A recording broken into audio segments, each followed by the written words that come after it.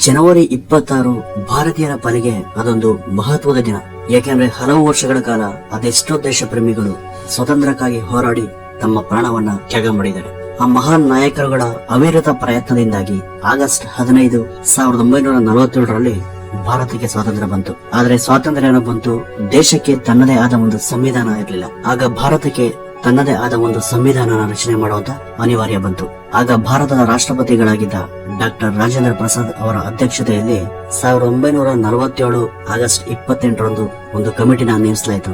ಆ ಕಮಿಟಿಯಲ್ಲಿ doctor BR Ambedkar ಹಾಗೂ ಮುಂತಾದವರಿದ್ರು. ಇವರೆಲ್ಲರ ಪ್ರಯತ್ನದಿಂದಾಗಿ ಜನವರಿ 26, 1950ರಂದು ಭಾರತ ತನ್ನದೇ ಆದಂತಹ ಒಂದು ಸಂವಿಧಾನ ಹೊಂದುವಂತಾಯ್ತು. ಹಾಗಾಗಿ ಆ ದಿನವನ್ನ ನಾವು ಗಣರಾಜ್ಯೋತ್ಸವ ದಿನವನ್ನಾಗಿ ಆಚರಣೆ ಮಾಡ್ತೇವೆ. ಎಲ್ಲಾ ಸಂವಿಧಾನಗಳಿಗಿಂತ ಭಾರತದ ಸಂವಿಧಾನ ಅತ್ಯಂತ ವಿಶಾಲವಾದ ಹಾಗೂ ಹೆಚ್ಚು ವಿವರಿಸಿದ ಸಂವಿಧಾನ ಆಗಿದೆ. ಅಮೆರಿಕ ಸಂವಿಧಾನ ಕೇವಲ 7 ಅನುಚ್ಛೇದಗಳನ್ನ ಹೊಂದಿದೆ. ಆಸ್ಟ್ರೇಲಿಯಾದ ಸಂವಿಧಾನ 128 ಅನುಚ್ಛೇದಗಳನ್ನ ಹೊಂದಿದೆ. ಕೆನಡಾದ ಸಂವಿಧಾನ 147 ಅನುಚ್ಛೇದಗಳನ್ನ ಹೊಂದಿದೆ. ಆದರೆ ಭಾರತದ ಸಂವಿಧಾನ ಮೊದಲು 395 ಅನುಚ್ಛೇದಗಳನ್ನ ಹೊಂದಿತ್ತು. ಅವುಗಳನ್ನ 22 ಭಾಗಗಳಲ್ಲಿ ಮತ್ತು 9 ಅನುಸೂಚಿಗಳಲ್ಲಿ ವಿಭಾಗಿಸಲಾಯಿತು. ಆದ್ರೆ ಈಗ 74ನೇ ತಿದ್ದುಪಡಿ ಅಧಿನಿಯಮ 1992 ನಂತರ ಅದು ಒಟ್ಟು 444 ಅನುಚ್ಛೇದಗಳನ್ನ ಹೊಂದಿದೆ. ಮತ್ತೆ ಅವುಗಳನ್ನ 26 ಭಾಗಗಳಲ್ಲಿ 12 ಅನುಸೂಚಿಗಳನ್ನಾಗಿ ವಿಂಗಡಣೆ ಮಾಡಲಾಗಿದೆ.